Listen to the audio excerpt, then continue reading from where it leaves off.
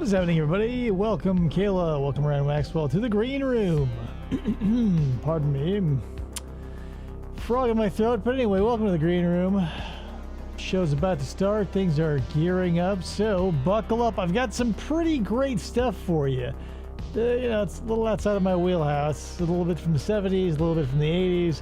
Nothing from the 90s from what I could tell, but we've got some stuff ahead, so don't you worry.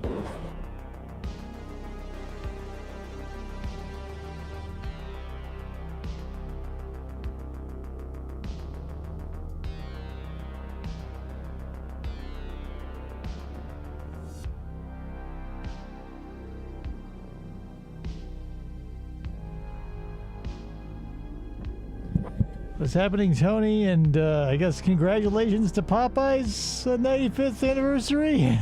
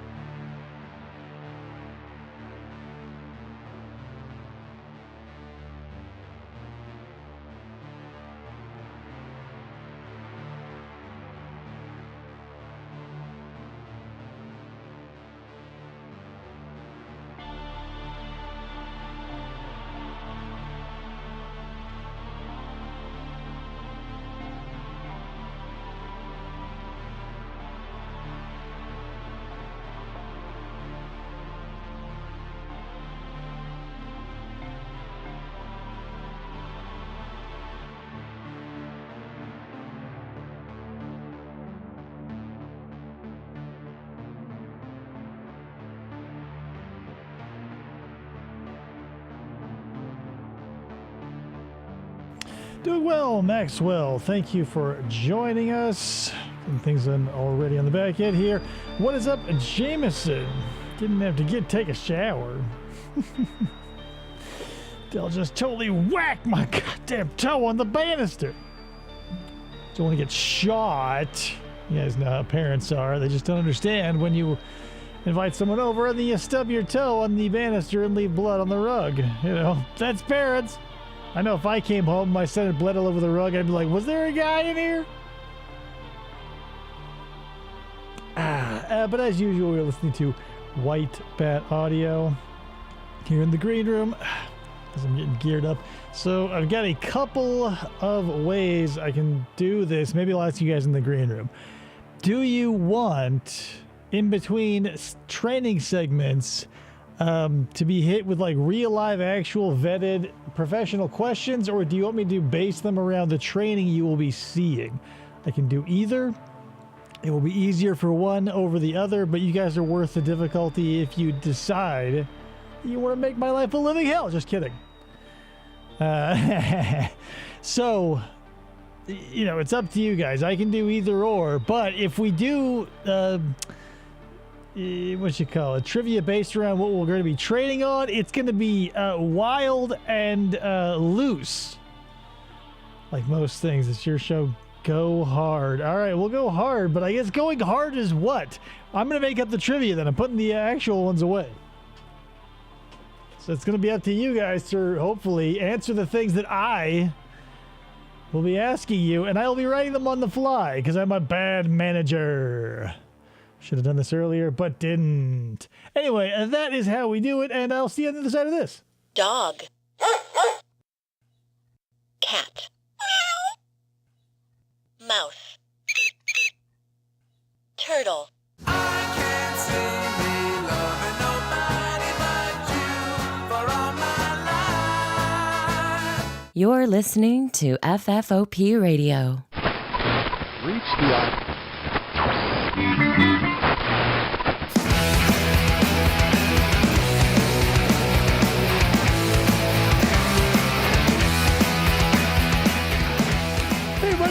Welcome to the show. It's Wednesday. You know what that means. It's not Friday.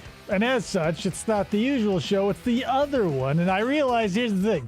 The Green Show also failed in one regard. I didn't do most of my duties, which is also including this. Yep, I always forget that. I think I sit here and I go, I'm going to light it now. And I go, no, Dave, it's battery powered. What if you forget? You know, batteries aren't free, and I want to keep those as bright as possible for as long as possible. And then here we are. I forget about shit. In studio, of course, I've got my producer and co-host over there, Krista. Hello.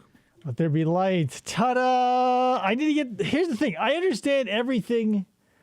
You know, batteries last a lot longer than blah, blah, blah. But now everything can run off of 5 volts and can get plugged into like a USB wall wart. Mm-hmm. Why are we still doing this? What does FFOP stand for? Fistful of Podcasts, back when we were just a podcast. P.S. Fosco, love your work on Instagram. Please tell me you're a Nikon shooter, not a Canon shooter. It'll break my heart. I'll take Fujifilm even, or Panasonic. Anything but Canon. They're my mortal enemies. I'm also a Ford guy over Chevy, if anyone asks. I don't know how I would stand on the Harley versus Indian debate. I'm looking into it. You're doing Lady O no justice with the voice cameo. Or is that DDA iPod? Yes, I'm DD. We used to have a thing called a Ben, and he would sit and play all the sound drops and also write things that he would hand me during the show. And he was like a classic DDAI. Oh, no. That goddamn you Canon shooters. All right, I'm fine with it. I'm fine. That's the thing. Fine. It's okay. I'm not super happy about it, but it's whatever. You know, you do you, Fosco. To each his own, I guess. You just made the wrong decision. If I had the money, hell, I'd be shooting a Fujifilm or like a Hasselblad, but I'm not a billionaire. See, crunchy. Obviously, it's not even a debate, right? Smooth. It's not even. It's like crunchy. There's extra crunchy, and that's how I go.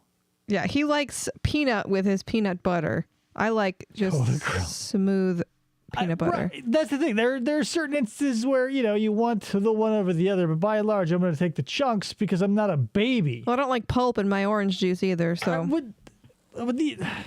Whatever. We've had this conversation before, and it always makes me upset. Supreme with pineapple? No, who would put Supreme? Anything. Like, gross. All those flavors need they need a chance to grow and be their own thing. I'm fine with some things. Here's what in a perfect scenario, you'd have something like this, right? You walk into a nice pizzeria, hopefully artisanal, where they're baking it over a fire, like a brick oven, right? And you say, you know, give me that classic, you know, fresh, beautiful white, sliced off a huge block of mozzarella, you know, maybe some roasted red peppers, a little pineapple, a little pepperoni, black olives, a nice balance of salty and sweet. And also you're going to get a little bit of spice and tang from those peppers. It's just going to bring something together.